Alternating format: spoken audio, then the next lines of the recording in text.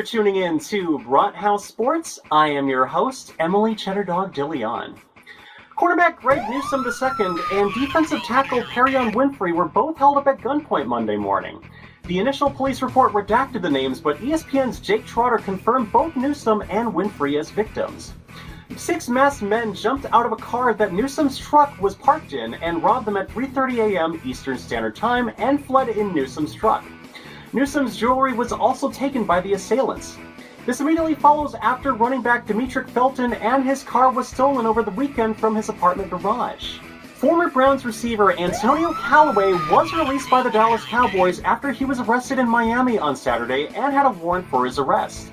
According to Fox Sports 640, Callaway was both driving on a suspended driver's license and failed to pay fines. Callaway joined the Cowboys practice squad on November 15th last year, but didn't have the opportunity for playing time. Despite this, he was signed to a futures contract in January with the team's intent to develop him. He hasn't played a game since 2020 with the Miami Dolphins and was on the practice squad of the Kansas City Chiefs for the 2021 season. With the Browns, he made 586 yards for 5 touchdowns and 43 receptions.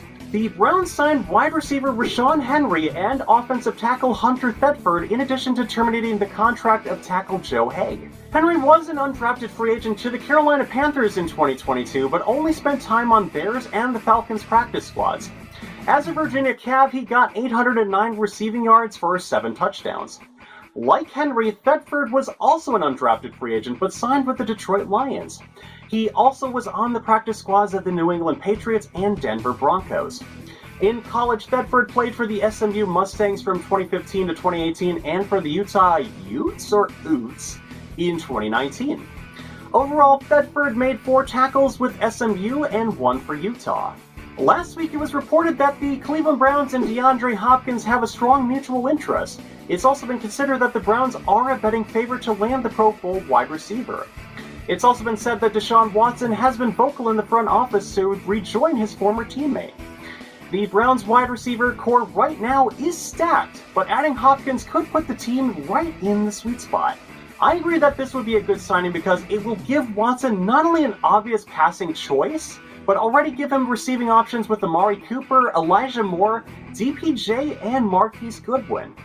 Watson would also have David Njoku and Jordan Akins at tight end in addition to Nick Chubb in the backfield. After the second round of OTAs, Sports Illustrated's Connor Orr made 100 predictions for the 2023 NFL season. Here's what he believes.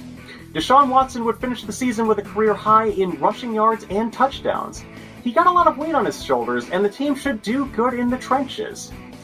The Browns will acquire DeAndre Hopkins. This one, which I will say again, the team has that mutual interest and that Hopkins got out of playing with the worst team in the NFL in the Arizona Cardinals. Myles Garrett will win Defensive Player of the Year. This one I can believe because of the change to Jim Schwartz as defensive coordinator, which will give him the opportunities to make the pass rush. Again, with more predictions, NFL.com's Bucky Brooks suggests that safety Grant Delpit would make the cut as defensive breakout player. Despite a slow start at the beginning of 2022, Delpit made 105 tackles for 4 interceptions and 10 passes defensed. Brooks suggests that it could be just the beginning of a foreshadowing of his rise to the ranks of the elite at the position. Delpit was the kind of versatile, new-age safety NFL teams are looking for. Right now, I don't have an opinion of Grant Delpit, but I guess it's because I'm not as nuanced about the defense as I am about the other side of the ball.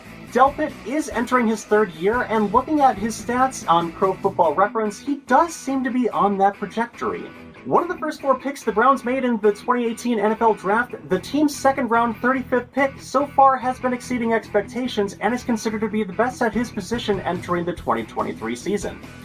Running back Nick Chubb has been praised not only by Browns fans, but also by his peers, including Titans running back Derrick Henry. Trevor Sikkema of Pro Football Focus considers Chubb among the most physically gifted as he regularly forces missed tackles at one of the highest rates in the NFL and ranks near the top in yards per carry average. Chubb will be entering his 6th season with the Browns with a career of 6,341 yards and 48 touchdowns. He is also the Browns' 4th career rushing yards leader and is expected to surpass Mike Pruitt. And before we go, we gotta talk about doppelgangers, the word of German origin that everyone uses for lookalikes. Apparently, Juan Thornhill has a doppelganger playing in the NBA Finals. The Browns safety has acknowledged the look-alike on Twitter by telling fans to stop pointing out that he looks like Denver Nuggets shooting guard and small forward Bruce Brown. Of course, the Browns responded to his tweet with side-by-side photos of Thornhill and Brown to humorously stir the pot. Despite this, Bruce Brown is 4 inches taller than Juan Thornhill.